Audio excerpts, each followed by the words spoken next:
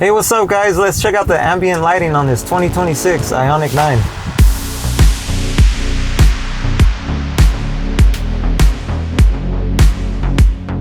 To get to ambient lighting, scroll over, setup, vehicle, lights, ambient lighting, color,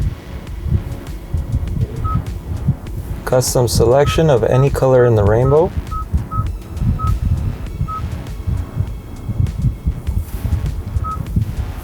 or you can link it to your drive mode.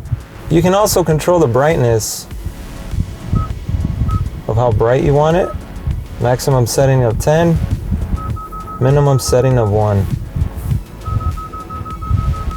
You're also able to dim and darken conditions for your ambient lighting to not show up as bright as it should if you have it all the way up to 10. It's automatically controlled if you want it to dim and darken conditions.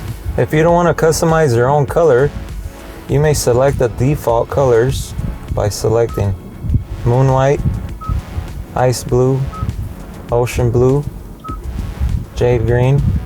These are all solid colors already automated with the car. Thank you guys for watching. Go ahead and drop your comments in the section below. See you soon.